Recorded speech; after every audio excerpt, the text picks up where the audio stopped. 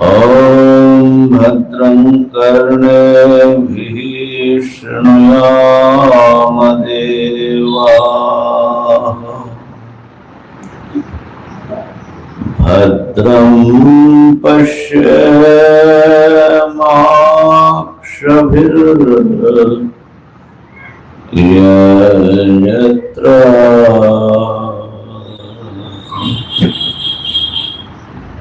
स्थिरैरङ्गैः स्तुष्टुवागुं स्वस्तनूभिर्व्यासेन देवहितम्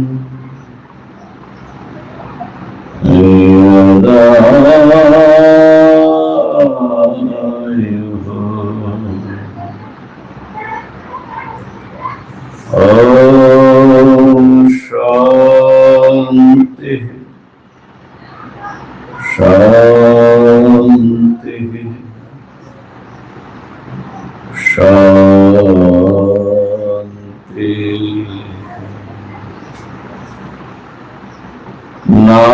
नारायण समारंभाम् शंकराचार्य मध्यमाम् अस्मदाचार्य पर्यन्ताम्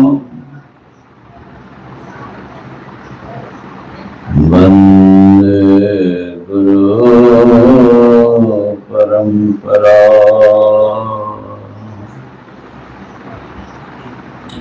हरि ओम तत्सत् हरि ओम तत्सत् हरि ओम तत्सत्।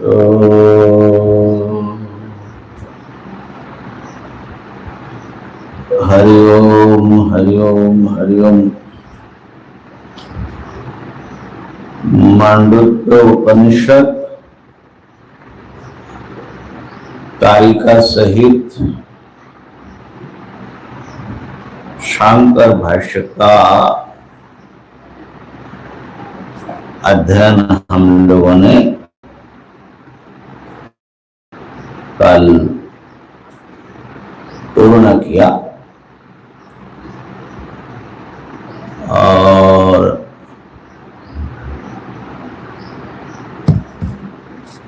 ये 3 पर्वों में इसका हम लोगों ने अध्ययन किया।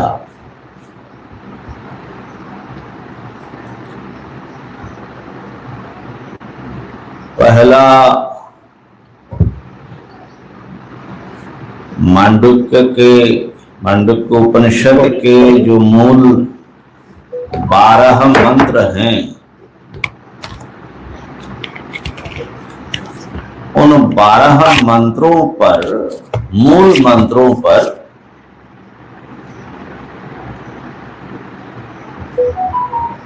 विस्तृत विचार हुआ।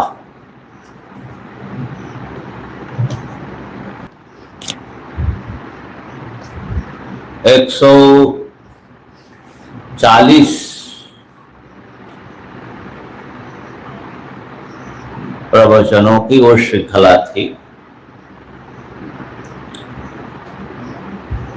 और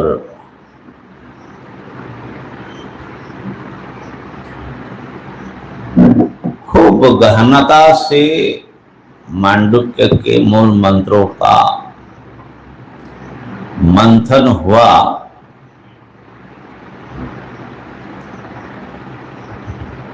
और उसमें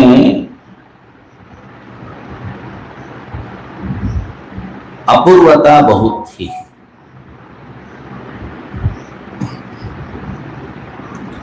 आमतौर पर हम लोग मूल का भाष्य के साथ ही पढ़ते हैं।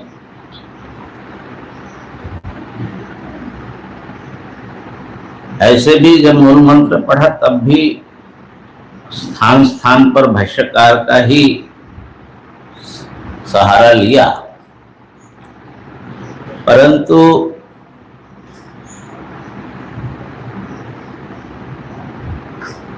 जैसे कि हमारे एक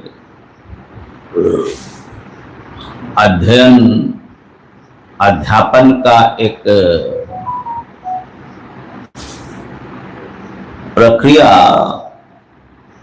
विकसित हुआ कि बहुत बार भाष्य आदि के अध्ययन करने में मूलार्थ छुप जाता है, मूल के अर्थ दिखते नहीं, क्योंकि भाष्यकार आदियों को बहुत विस्तार करना होता है जगह जगह। तो देखा कि मूल मंत्रों का अर्थ प्रायः नहीं आता है, और खास करके मांडव्य उपनिषद को लेकर हमने ये बहुत महसूस किया कि इसका स्वतंत्र जो अध्ययन है वो होना चाहिए। भाष्यकार का सहारा भले ही ले, भाष्य का अलग से अध्ययन करेंगे। 140 उसमें एपिसोड बना, और कई श्रोता और साधकों ने, महात्माओं ने कहा कि स्वामी जी ऐसा तो कभी नहीं सुना। एक गुजरात से संत आए थे, बुजुर्ग संत, वो भी वेदांत के क्लासेस लेते रहते हैं। हमारे ब्रह्मलीन स्वामी दयानंद जी के शिष्य थे, यहीं आए थे। उन्होंने कहा कि स्वामी जी आपके इस प्रवचन से पता लगा कि शब्द सचमुच ब्रह्म है।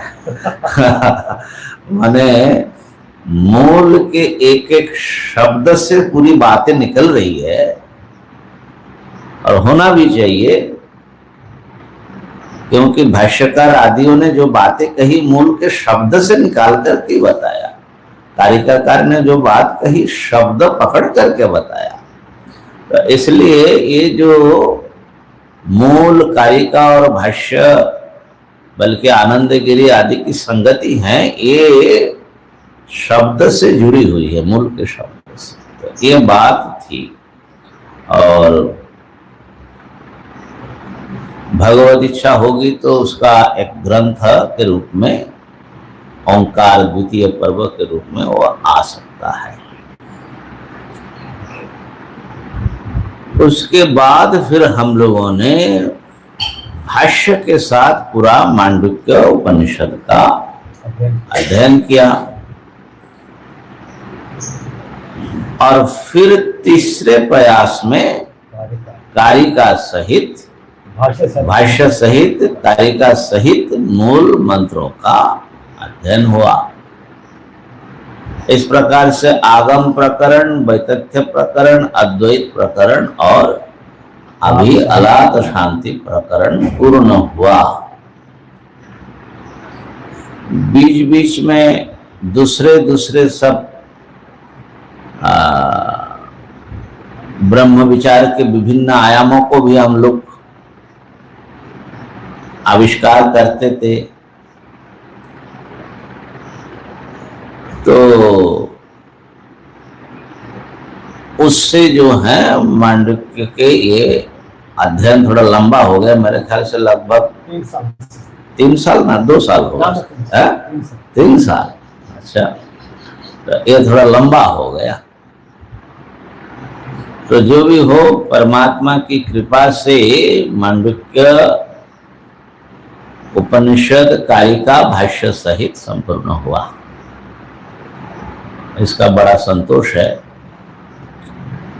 अब आगे फिर जब पढ़ाई शुरू होगी तो उपनिषद प्रस्थान चल रहा है, तो फिर तैत्तिरीय में हम लोग जाएंगे। इसके जो श्रवण करने वाले थे, महात्मा भी थे, गृहस्थ साधक भी थे, ऐसे साधक भी थे, लेकिन संपूर्ण श्रवण मेरे ख्याल से खाली पीताम्बर जी नहीं किया, मैंने यूट्यूब से किया पूरा। हाँ वही माने यूट्यूब से हो अरे हो, माने शायद ही कोई प्रवचन होगा जो आपने नहीं सुना, ऐसा नहीं होगा, वही मैं बता रहा हूँ। और दूसरे हैं प्रतिभा जी, वो भी पूरा सुना। तीसरे मेरे ख्याल से ब्रह्ममय आनंद जी जो है, जैसे भी हो बेचारा सुनते थे, तो उनकी श्रवण निष्ठा जो है प्रशंसनीय है। जो बनारस में रहते हैं, सामने हो ना हो लेकिन सुनते थे। अभी कई दिनों से हमारे साथ संपर्क नहीं हुआ। बाकी और भी बहुत सब महात्माओं ने सुना। अंतिम में सोहम महाराज आ गए थे, अवधेश जी भी थे, तो थोड़ा सब लोग सुनते रहते थे, लेकिन वो आदि अंत सहित नहीं हुआ, माने उपक्रम उपसंहार पूरा नहीं हुआ। परंतु सोहम और अवधेश के रहने से उपसंहार में थोड़ी विशेषता आ गई। इस ढंग से ये पूर्ण हुआ। और जैसे कि हम लोग कोई भी ग्रंथ जब पूरा करते हैं तो फिर उसका सार हम हमारे श्रोताओं से भी सुनते हैं और हम भी कुछ बोलने का प्रयास करते, पूरे पर एक समग्रता से एक दृष्टि डालने की कोशिश करते हैं। वैसे मांडुक्य का सार भी हम लोगों ने 3-4 बार सुना है ना। जितने बार मान नहीं, मांडुक्य उपनिषद जब पूरा हुआ मूल मंत्र, तब भी सार हुआ। फिर आगम प्रकरण पूरा हुआ तो आगम प्रकरण का सार, फिर वैतथ्य, फिर अद्वैत, फिर अलाद शांति। तो अब बारी है कि पूरे मांडुक्य कारिका का सार सुना जाए। तो मैं स्वामी नारायणानंद जी, नारायण चैतन्य हमारे हरिद्वार में जो बड़े शुश्रूषता से सुनते थे, जिज्ञासु हैं, ब्रह्मचारी नारायण चैतन्य जी महाराज। तो आपसे भी हम अनुरोध करेंगे कि थोड़े से शब्द में अपने जो भी आपने ग्रहण किया हो उसको सुनने का प्रयत्न करें। वहां लगा दीजिए उनके कपड़े में। वो थोड़ा नीचे आ गया, मुख ऊपर की तरफ। कर लेंगे, हाथ में रख लो। हरिओम। स्वामी ब्रह्मचारी ना, स्वामी जी ब्रह्मचारी श्री नारायण चैतन्य जी, जो हरिद्वार में ही ऋषि आश्रम में रहते हैं और डेली वहां से आते थे, तो उनका 2 शब्द हम सुनेंगे। हरिओम। भगवत्पाद पादाब्जपान सवः पांतु संततम अपारा सार संसार सागरोत्तार से तवः ईश्वरो गुरुरात्मेति मूर्ति भेद विभागिने व्योमोद्व्याप्त देहाय दक्षिणामूर्ते नमः। बोली सद्गुरुदेव भगवान की जय। मांडुक्य कारिका महाराज श्री के द्वारा श्रवण चल रहा है। उसमें कारिका और भाष्य के साथ साथ आनंद गिरी जी महाराज की टीका भी कभी सुनने को मिल रही है। इस सप्त सरोवर क्षेत्र में ये अद्वैता अमृत की वर्षा हो रही है। तो बहुत दिनों से यहाँ आसपास में कोई ऐसे आश्रम भी नहीं है। आश्रम तो वैसे बहुत है, पर जो वेदांत के स्वाध्याय वाले आश्रम है वो कहीं नहीं दिखते हैं। साधना सदन कनकल में है, या फिर यहाँ महाराज जी की कृपा से जब आश्रम का स्थापना हुई तब से यहाँ स्वाध्याय चल रहा है। और महाराज जी की बड़ी कृपा है कि हमको भी सुनने को मिला, और हमारे साथ साथ और दूर संचार के माध्यम से कई भक्तजन, जिज्ञासु जनों, मुमुक्षु जनों को लाभ हो रहा है। महाराज श्री की बड़ी कृपा है। और हम तो ज़्यादा वो अभ्यास नहीं है हमारा तो बोलने का, फिर भी महाराज जी ने कह दिया है तो 1-2 मिनट के लिए बोलेंगे। तो वो मांडुक्य कारिका में कहा है कि जागृत आदि अवस्थाओं का जो जिनसे जागृत आदि अवस्थाएं प्रपंच जो भाषित होता है, ब्रह्म के बिना यानी अधिष्ठान के बिना भ्रांति की सिद्धि नहीं होती है। तो जो ब्रह्म की सिद्धि किसी अधिष्ठान के बिना नहीं होती है, तो जागृत आदि अवस्थाओं का अधिष्ठान जो सर्वात्मा सर्वसाक्षी वो तुरीय तत्व है, जिसका तत्व का अग्रहण निद्रा और अन्यथा ग्रहण स्वप्न से वो रहित है, और उसी को बारंबार आगम प्रकरण से, व्यथित प्रकरण से और अद्वैत के और अलाद के माध्यम से कई बार कारिकाकार ने बहुत सुंदर ढंग से उसका विवेचन किया है। और जहाँ कहा भी है कि न निरोधो न चोत्पत्तिर न च बद्धो न च साधक है, न मुमुक्षुर न वे मुक्त है, इतेसा परमार्थता, यानी परमार्थ वस्तु सदैव इनसे भिन्न नहीं है। वो परमार्थ वास्तव में इन षड विकार और षड भाव विकार और षड ऊर्मियों से रहित वो जो तत्व है, वही तत्व में जब जिज्ञासु जन की ब्रह्माकार कारित्व वृत्ति यानी वृत्ति ज्ञान, वृत्ति व्याप्ति जिसको कह सकते हैं, वो जब उसमें स्थिति होती है तभी जा करके वेदांत में उसकी स्थिति होती है, ब्रह्मनिष्ठा में स्थिति होती। श्रवण और मनन निधिध्यासन के द्वारा मनुष्य उत्तरोत्तर अग्रसर होकर के उसमें स्थिति को प्राप्त करता है। उसी को ऐसा ब्राह्मी स्थिति गीता के माध्यम से भी कहा है।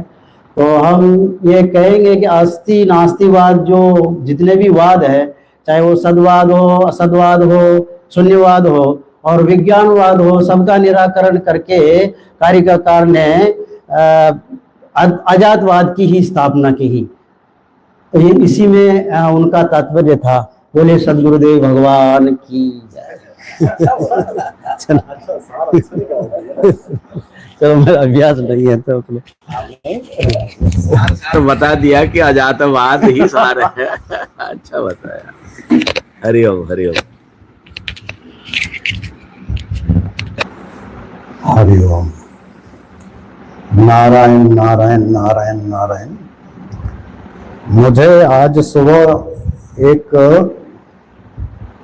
स्वामी अखंडानंद सरस्वती जी का एक प्रसंग याद आया।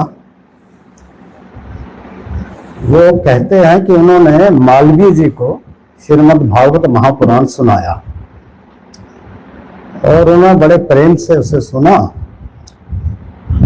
और अंत में कहा कि आपको दक्षिणा क्या दें।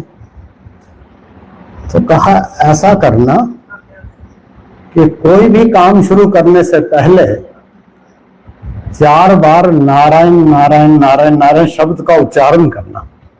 जो स्वामी अखंडानंद जी लिखते हैं कि मैंने उसको ग्रहण किया और उनका कोई भी आप प्रवचन सुने तो वहां पर वो 4 बार उच्चारण अवश्य करते हैं। अब कारिका के श्रवण के समय में हमने सुना कि भगवान गौड़पादाचार्य को भी बद्रीनाथ में भगवान नारायण ने ही उपदेश दिया। तो मैंने सोचा हम भी भगवत अनुग्रह के लिए उन्हीं का 4 बार उच्चारण कर ले, क्या पता उनके अनुग्रह से हमारे हृदय में ये जो श्रुति के वचन हैं उनका अर्थ प्रकाशित हो जाए। मांडुक्य उपनिषद वस्तुतः तो 12 मंत्रों पे ही आधारित है और वो आगम प्रकरण में उनका वर्णन है। लेकिन भगवान भाष्यकार ने जो वैतथ्य, अद्वैत और अलाद शांति प्रकरण है, इनको भी जोड़ करके ग्रंथ को 4 प्रकरणों में बताया। तो इससे पता लगता है कि उनकी दृष्टि में ये जो कारिकाएं हैं इनका उतना ही महत्व है जितना कि उपनिषद, मूल उपनिषद का है। तो इसमें प्रतिपाद्य विषय तो अद्वैत सिद्धि ही है। एक अद्वितीय अखंड विज्ञान धातु ही परमार्थ वस्तु है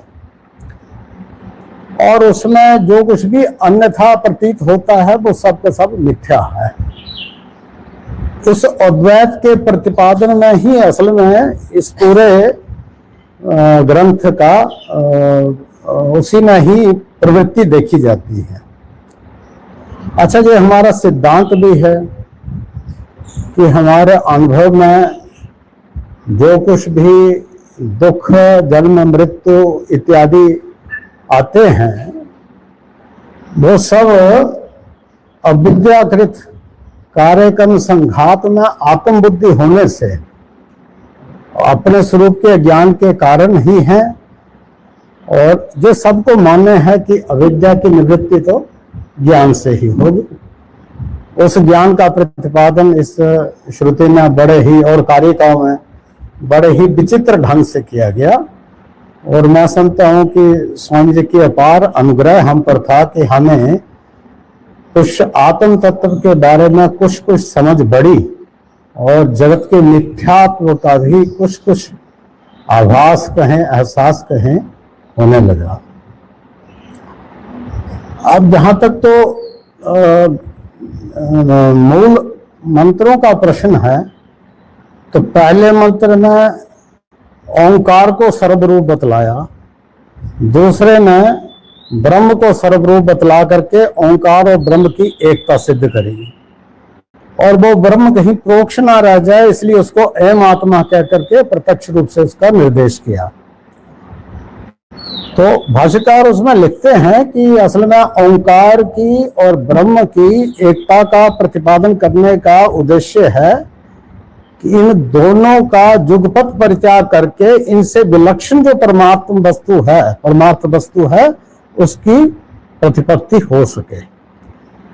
अच्छा, ये हमारा सिद्धांत भी है कि हम जो अतीन्द्रिय वस्तु होती है उसका निर्वचन करने का एकमात्र यही तरीका है कि उसमें कुछ अध्यारोप करो और बाद में उसका अपवाद कर दो। तो जो मांडुक्य में भी ये जो विश्व, तेजस और प्राज्ञ, ये तीन बात जो आत्मा का निरूपण किया गया, बड़ा परिश्रम किया उसमें श्रुति ने भी और कारिका और भाष्यकार ने भी। और उसमें जो आत्मा के वो तीनों रूप बतलाए, वैश्वानर, हिरण्यगर्भ और ईश्वर से इन तीनों का एकत्व भी सिद्ध किया।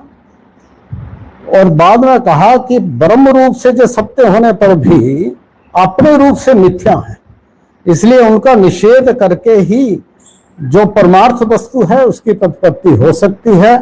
उसको 7वें मंत्र से, जो कि हमें बहुत प्रिय है, जिसको हमने अधिक पढ़ा, क्या है कि न अंतः प्रज्ञा न भेष प्रज्ञा इत्यादि से सिद्ध किया।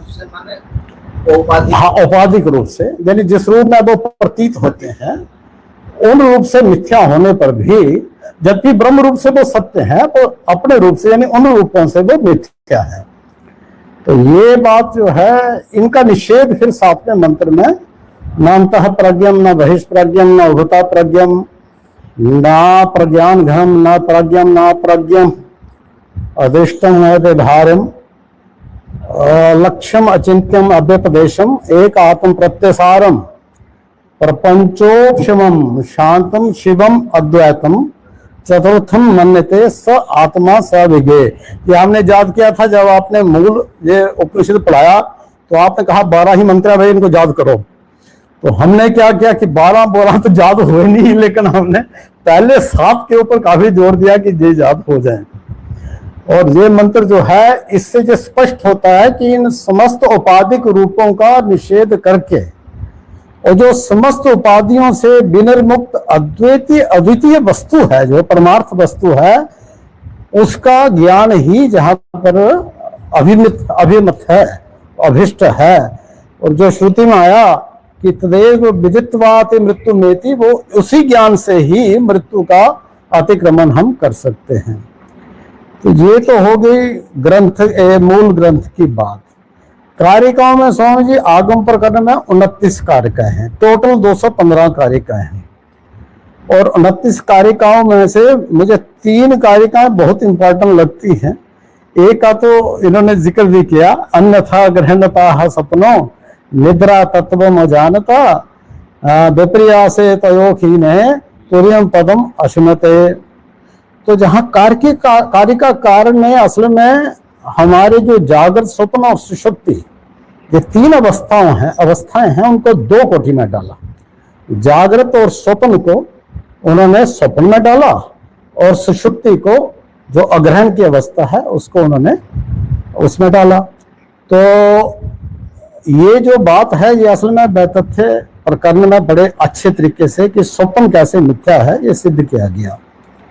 और दूसरी कारिका अनादि माया सुप्तो जगा जीवो प्रबुद्धते अजम अनिद्रम असपनम अद्वैतम बुद्धते तदा।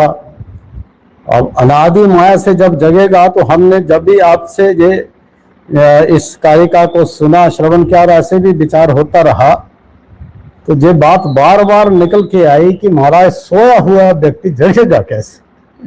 तो तब आप मानसोल्लास का वो श्लोक जो थे उसका उदाहरण देते थे, श्रुत्याचार्य प्रसादेन योगाभ्यास वशेन।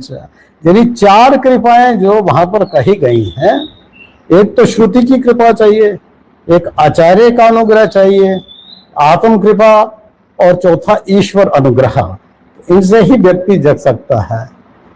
और इससे जो अगली थी कारिका 17th नंबर की है वो, प्रपंचो यदि विद्येत निवर्तेत न संशयः माया मात्रमिदं द्वैतम अद्वैतम परमार्थतः। जब हमने इसके ऊपर श्रवण करके थोड़ा विचार किया तो मुझे बड़ा आश्चर्य हुआ कि हमारा नजरिया और महापुरुषों के नजरिए में कितना गैप है। हम समझते हैं कि जो वस्तु है उसका नाश नहीं होता है, जो हमको दिख रहा है वो तो सत्य वस्तु है। और भगवान गौड़पादाचार्य कह रहे हैं कि यदि प्रपंच होता तब तो इसकी निवृत्ति हो जाती, प्रपंच है ही नहीं। मतलब दृष्टि में जो भेद है, इसी तरह से मुझे ख्याल आया कि मधुसूदन सरस्वती जी ने द्वैत सिद्धि में द्वैत प्रपंच के मिथ्यात्व में जो 3 हेतु दिए, दृश्यत्वाद, जड़त्ववाद, प्रच्छिन्नत्वाद। अब हमारी दृष्टि यह है कि दृश्य होने से जो दृश्य वस्तु है उसको तो सत्य ही कहते हैं, वो कह रहे हैं दृश्य है इसलिए मिथ्या है। तो ये जो दृष्टि में हमारे और उनमें जो इतना बड़ा फासला है, ये तो ईश्वर गुरु के अनुग्रह से ही कहीं गैप पूरा हो जाए तो हो जाए, नहीं तो लगता है काफी अभी दूर दराज की बात है। अब ठीक है, हमारा शास्त्र ने तो कह दिया कि एक अद्वितीय वस्तु ही परमार्थ है, दूसरा सब कुछ मिथ्या है। परंतु हमारे प्रत्यक्ष अनुभव का क्या होगा? शब्द मात्र से अपने अनुभव को झुठला तो नहीं सकते, इसलिए कुछ युक्तियां दे करके वैतथ्य प्रकरण में जगत के मिथ्यात्व को निश्चय किया और उसमें स्वप्न का सहारा लिया, यानी उसको मुख्यतः उदाहरण बना करके तो आचार्य ने जगत के मिथ्यात्व को सिद्ध करने का प्रयत्न किया। अच्छा, स्वप्न एक ऐसा दृष्टांत है जो कि समस्त मनुष्यों का अनुभव का विषय बनता है। अब पशुओं का है कि नहीं मुझे नहीं पता, लेकिन स्वप्न हर मनुष्य, चाहे इधर का हो चाहे विदेश का हो, चाहे वो हिमालय में रहता हो चाहे प्लेन में रहता हो, लेकिन उसको स्वप्न अवश्य आता है। और ये हम सब का अनुभव है कि जो स्वप्न काल में सत्यवत प्रतीत हो रहा था, जागृत में उसका बाद हो जाता है, वो मिथ्या सिद्ध हो जाता है। ये सबका अनुभव है। तो इससे संभावना बनती है कि दृश्य प्रपंच जो है जागृत का भी, वो भी संभवतः किसी और अवस्था में, जो कहें किसी और ज्ञान में बाधित हो जाए।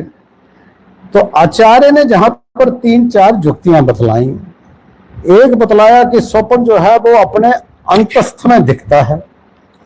अच्छा, ये बात अलाद शांति में भी बड़े अच्छे तरीके से आई। वस्तु यदि सत्य है, इसके ऊपर खूब विचार हुआ था और मैंने समझा कि ये बहुत इंपॉर्टेंट विचार था।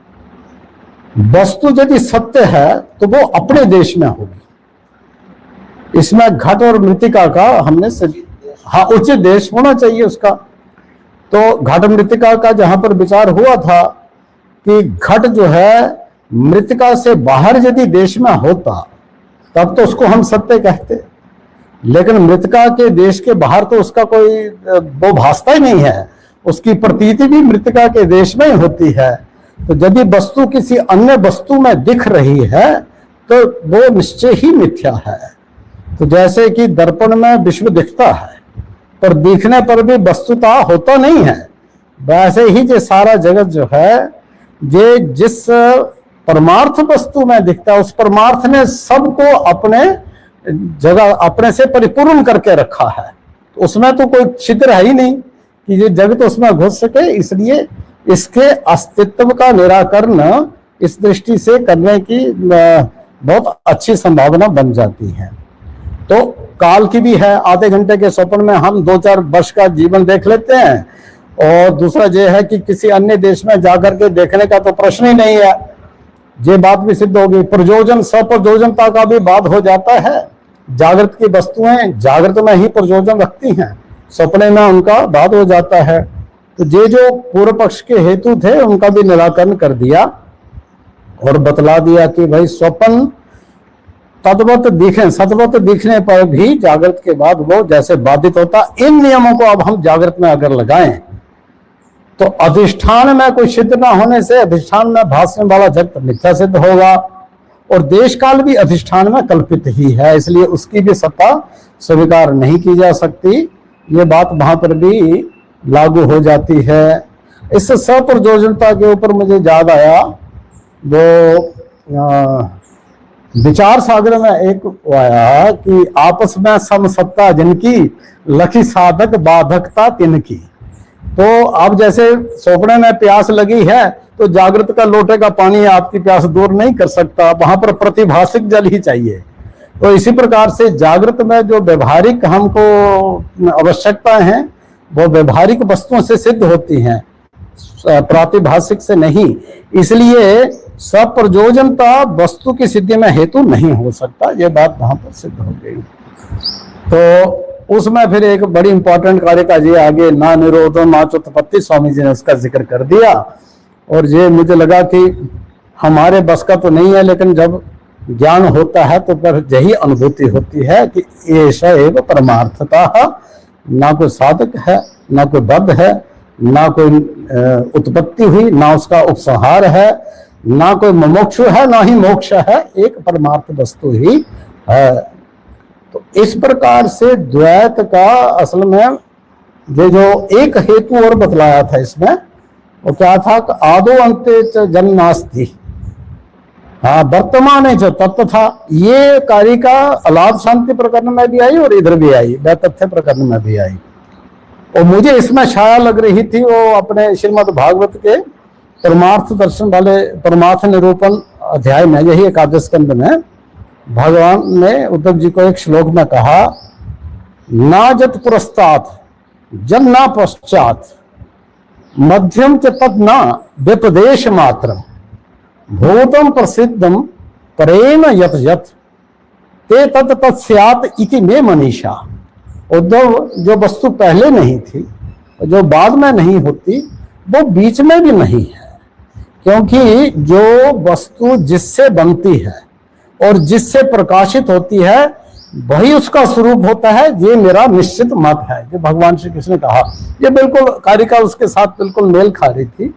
और इस मिथ्या तब को रामचरितमानस में कैसे लिखा, रजत सीप महाभास जिनी जथा भानु कर बारी, और जतपि मृषा तिहु काल सोई भ्रम न सके को उतारी। जैसे सीप भ्रम को उतारी, भ्रम को निवारण नहीं कर सकते हो, जबकि तीनों कालों में वो मिथ्या है। जिस काल में भासती है उसमें यही विधि जग हरि आश्रित रही, और जतपि असत्य दे तो दुख आही।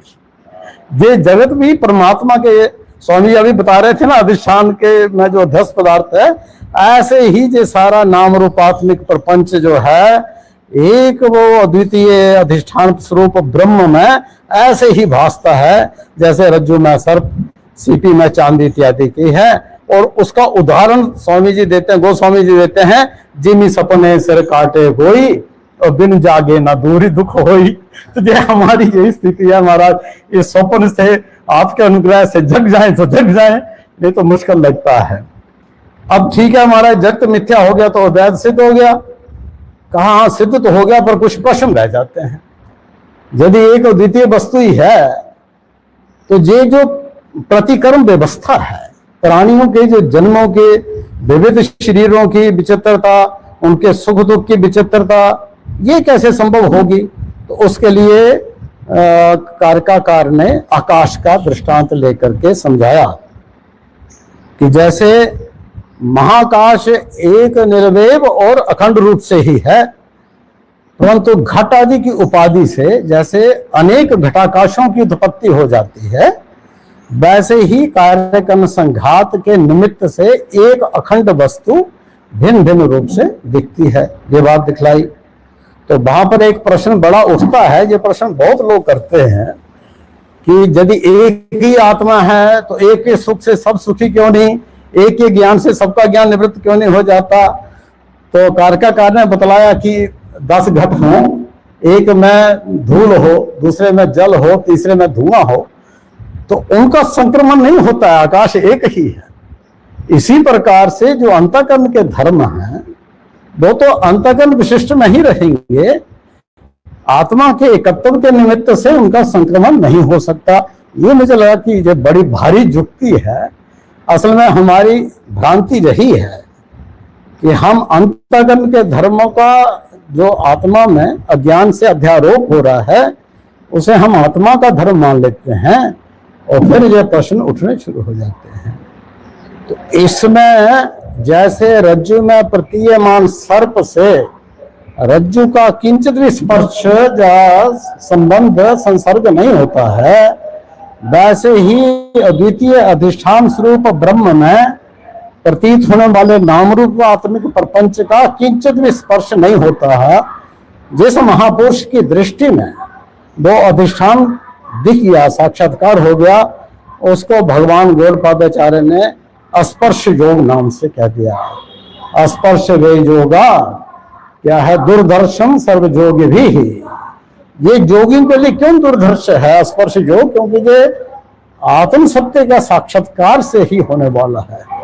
और जोगी लोग इसमें भय क्यों मानते हैं आत्मनाश की संभावना को लेकर के, ये जो व्यक्ति संज्ञा है इसमें जो हमारी आत्म बुद्धि हुई है उसके नाश की संभावना से ही हम लोगों को मोक्ष से भय लगता है।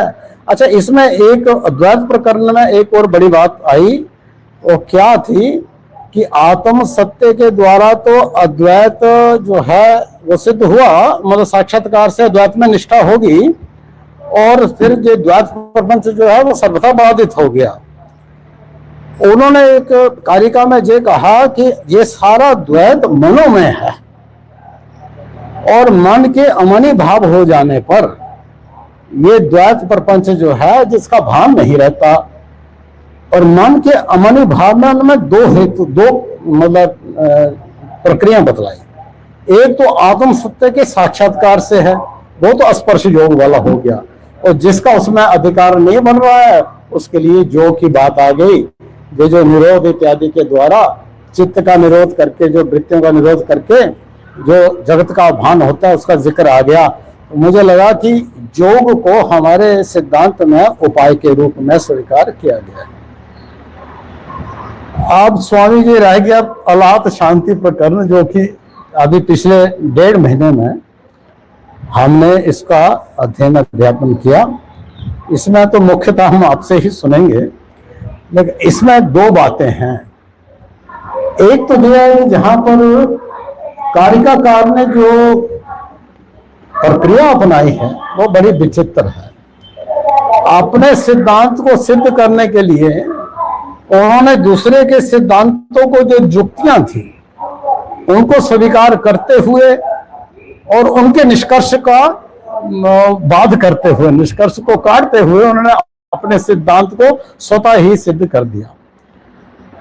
भगवान गौड़पादाचार्य का सिद्धांत है अजातिवाद, कि कोई भी वस्तु की किसी भी प्रकार से उत्पत्ति संभव नहीं है, और यदि उत्पत्ति नहीं है तो नाश भी नहीं है। तो षड विकार जो हम समझते हैं उन सबका निराकरण उन्होंने कर दिया। उसमें मुख्यतः उन्होंने पहले जो वैशेषिक हैं और परिणामवादी जो सांख्य हैं इनकी युक्तियों को लिया। अब सांख्यवादी कहते हैं कि सत्य की ही उत्पत्ति होती है, असत्य की तो उत्पत्ति हो नहीं सकती। उन्होंने कहा बिल्कुल ठीक है।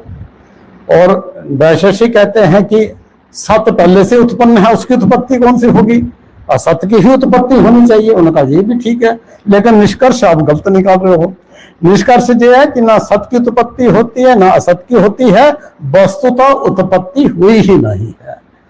अच्छा, इस बात को ही उन्होंने फिर नाना प्रकार से अजन्मा का जन्म नहीं हो सकता, जो अमरण धर्म है उसका मरण कैसे आप सिद्ध करोगे, इस प्रकार से एक मुख्य वहां पर कारिका आ गई। वो क्या थी कि प्रकृति का अन्यथा भाव नहीं होता, वस्तु का जो स्वरूप है वो बदलता नहीं है, वो बदल जाए तो वस्तु का अस्तित्व ही नहीं होगा। तो प्रकृति के ऊपर उन्होंने 5 वो बातें बतलाई थी, प्रकृति क्या है। एक है संसदीय वाली जो कारिका, अब कारिका तो मुझे वो याद नहीं, तो एक बतलाया था कि जो योग इत्यादि के द्वारा ऐश्वर्य प्राप्ति होती है वो प्रकृति है। दूसरा कहा जो स्वाभाविक है, जैसे अग्नि की उष्णता। तीसरा बतलाया था कि जो सहज होती है, जैसे पक्षियों का उड़ने की शक्ति। चौथा बताया कि जो बिना कारण के होता है, जैसे जल नियमन जमीन की ओर ही बहता है। और पांचवा जिसका वस्तु त्याग नहीं कर सकती। ये 5 जो है प्रकृति उन्होंने बतलाई, और इनका अन्यथा भाव नहीं होता, अर्थात ये जैसे है वैसा ही रहेगा। तो अब हमारा अद्वितीय परमार्थ वस्तु जो है, यदि उसमें जन्म की कल्पना की जाए तो उसकी प्रकृति बदल गई, वो विकारी हो जाएगा। इसलिए जन्म की चित्त भी संभावना से उन्होंने उसका खंडन किया। ये तो बात एक हो गई। इसी तरह विज्ञानवादी बौद्धों को और वस्तुवादियों को आपस में भिड़ाया। तो वस्तुवादी कहते हैं कि विज्ञान की विचित्रता बिना वस्तु के कैसे होगी। और दूसरी बात यह है कि यदि ये स्वीकार नहीं करोगे तो द्वैत का ही निषेध हो जाएगा। और हमको तो अनुभव में आता है कि अब अग्नि में हाथ डालो तो जलता है, तो दुख संकलेश बोला था उसको कि वो तो होता ही है। इसलिए वस्तु के अस्तित्व को स्वीकार करना चाहिए। विज्ञानवादी बौद्धों ने कहा कि नहीं भाई, वस्तु जो है उसका आपको जो ज्ञान में निमित्तता दिख रही है, आपके द्वारा वस्तु के यथार्थ दर्शन नहीं हुआ है। भूत दर्शन से उसकी अनिमित्तता सिद्ध हो जाती है। इसलिए वस्तु नहीं है, केवल विज्ञान ही है, और उसमें जो विचित्रता दिखती है वो उसका स्वभाव है। तो हमारे परम गुरु ने कहा कि भाई इतना तो हम स्वीकार कर लेते हैं कि वस्तु नहीं है, लेकिन ये भी रखो कि चित्त अर्थात विज्ञान ना तो वस्तु का ही स्पर्श करता है और ना ही वस्तु के आभास का स्पर्श करता है। इसलिए आप लोग ये जो मानते हो कि विज्ञान उत्पन्न और नष्ट होता है, ये भी एक भ्रम ही है। जो अखंड विज्ञान है वो एक रस है, और उसमें जो आप जिसको विज्ञान बोलते हैं, हम जैसे वृत्ति विज्ञान वगैरह कहते हैं, उन्होंने कहा कि उसे हम लोग परमार्थ वस्तु नहीं कह रहे। इसलिए ये उन्होंने कहा कि गौड़पादाचार्य जी ने इस प्रकार से। अच्छा ठीक है, फिर आपका सिद्धांत क्या है? बाकियों के सिद्धांत का खंडन हो गया, तो गौड़पादाचार्य जी ने अपने सिद्धांत को अलात शांति के रूप में रखा। ये फिर जगत क्या है? तो बतलाया कि जैसे एक जलती हुई मशाल, उसको आप गोल गोल घुमाएंगे तो अग्नि गोल रूप से दिखती है, सीधा घुमाएंगे तो सीधे रूप से दिखती है। ये जो अग्नि में आकार है जो दिखता है, वो ना तो अग्नि से उत्पन्न हुआ और ना ही उसका अग्नि में विलय होगा। ये तो लकड़ी की जो मतलब मशाल की जो स्पंदन है, उसमें जो उसकी क्रियाशीलता है, उसके निमित्त से दिखती है। वैसे ही ये जो जगत अद्वितीय वस्तु में दिख रहा है, ना तो उससे उत्पन्न हुआ और ना ही उसमें इसका विलय होगा। ये जो अविद्या के निमित्त से उसमें स्पंदन सा प्रतीत होता है परमार्थ वस्तु में, उसके कारण से ये जगत दिखता है। वस्तुतः एक अद्वितीय परमार्थ वस्तु ही है। तो फिर प्रश्न उठा कि यदि वही एकमात्र वस्तु है तो ग्राह्य क्यों नहीं है, यानी सब उसको क्यों नहीं जानते? तो उसमें उन्होंने 4 प्रतिबंध बता दिए। जो अपने अपने मतों में आग्रह है उसको उन्होंने हेतु बताया कि ये जो अस्ति नास्ति और नास्ति नास्ति, ये 4 जो थे, ये आग्रह होने के कारण इनका जो है ये प्रतिबंध बन जाते हैं।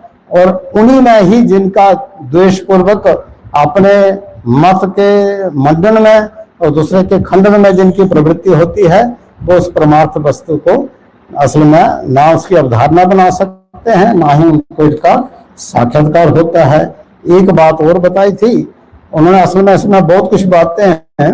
एक तो बीज और अंकुर की जो कार्यकारण की परमार्थिकता का खंडन किया, और हेतु फल का जो हमारे में बड़ा जिसका आग्रह रहता ही है, कर्म से शरीर बनता है, शरीर से कर्म होता है, इसका भी खंडन किया परमार्थ दृष्टि से। व्यवहारिक दृष्टि से भले ही इन सब की उपयोगिता और ये सब एक्सप्लेन करने जाते हैं, तो ये सब करके उन्होंने, और एक तो अजातिवाद तो है ही है, इसमें जो एक जीववाद वाली बात थी वो मैंने वो थोड़ा सा स्पर्श कर लेता हूं, क्योंकि इसको मैंने जब पिछले बार भी कहा था तो उसका जिक्र किया था, बड़ा महत्वपूर्ण लगा था मुझे स्वप्न के दृष्टांत से वो वाला जो विचार है। वो क्या है कि जब हम स्वप्न देखते हैं तो सार्वजनीन स्वप्न लगता है, और ऐसा लगता है कि सब प्राणी, आप गंगा जी मान लो देख रहे हैं और गंगा जी में प्राणी नहा रहे हैं, तो ऐसा लगता है कि सबके लिए वो सार्वजनीन है, सबका अनुभव है। लेकिन जब जग जाते हैं तो वो स्वप्न दृष्टा का ही मात्र अनुभव रह जाता है, और जिस स्वप्न दृष्टा ने जागने पर स्वप्न को मिथ्या कहा वही जागृत को सत्य समझता, और जे दृष्टा इसलिए जागृत को सच्चा समझता है क्योंकि जे भी किसी निद्रा में सोया हुआ जागृत रूपी स्वप्न को देख रहा है, जिसको अनादि माया निद्रा कहा गया है। और जब इससे जग जाएगा तो सोह महाराज कहते थे फिर हमारा क्या होगा इससे जब दृष्टा जग जाएगा तब ये अनुभव में आएगा कि ये जो दिखने वाला जागृत जगत है जिसे हम सार्वजनीन समझते हैं, असल में वो भी दृष्टा का ही एक कल्पना मात्र ही है, और जगने पर एक द्वितीय परमार्थ वस्तु ही शेष रहती है। तभी ये बात सिद्ध होती है कि ज्ञानी के लिए कोई ना तो अज्ञानी पुरुष रह जाता है, ना ही जगत, और ना ही इनका नियामक कोई ईश्वर रह जाता है। ये एक जीववाद की जो बात थी, जहां पर उसका इशारतन रूप से हमको थोड़ी समझ आई। और एक बात थी स्वामी जी की, अलाद शांति प्रकरण में जो कारिकाएं रखी गई ना, उनके जो शब्दावली थी बड़ी विचित्र थी। आपका अनुग्रह नहीं होता तो वो हमको बिल्कुल समझ में नहीं आता, क्योंकि वो जैसे अंतिम वो जो 99 कारिका थी, तो उसमें सीधी सीधी बात तो यही थी कि ज्ञाता ज्ञान और ज्ञेय के भेद से रहित जो एक अद्वितीय विज्ञान है वही परमार्थ वस्तु है। लेकिन वो शब्दों में अगर पड़ जाते हैं तो पार पाना बड़ा कठिन था। बाकी स्वामी जी हमारे जीवन में जो एक बड़ी कमी रही कि हमने ग्रंथ बहुत पढ़े, लेकिन कहीं ना कहीं कुछ छूटता रहा। अंतिम जो होता है ना वो छूटता ही रहा, और ज्यादा नहीं छूटा तो मान लो कि उसकी महिमा छूट गई। क्या है, जल्दबाजी में यही काम होते थे। लेकिन ये आपका ही अनुग्रह था कि हम लोग इसको पूरा पढ़ पाए। और भगवान भाष्यकार के जो 3 श्लोक जो अंतिम थे बड़े ही हृदय स्पर्शी लगे मुझे। तो मुझे लगा कि ये जो भगवान का अत्यंत अनुग्रह है। अभी पीछे जब हम भागवत पढ़ रहे थे तो वहां पर ये वर्णन आया, देवताओं ने जो भगवान की स्तुति की थी कि आपने प्राणियों के कल्याण के लिए 2 नदियां बहा रखी, एक तो गंगा जी और दूसरी आपकी जो परमार्थ विवेचनी नदी है जनी, जो आपकी कथा इत्यादि की वर्णन है। और जो भाग्यवान पुरुष हैं वो गंगा जी में स्नान करके और आपके सत्संग से दोनों नदियों का जो है वो अपने को पवित्र करते हैं। तो ये बड़ा ही ईश्वर का अनुग्रह है कि हमको जहाँ माँ गंगा के किनारे में बैठ करके मांडव्य उपनिषद का अलाद शांति प्रकरण आपसे स्वाध्याय करने के लिए मिला, और बड़े ही आपने गर्ज के साथ, बड़ी लगन के साथ, बड़ी मेहनत के साथ हमको समझाने का प्रयत्न किया है। अब अपने सामर्थ्य के अनुसार हम जितना ग्रहण कर पाए। स्वामी जी आपको तो हम केवल प्रणाम ही कर सकते हैं।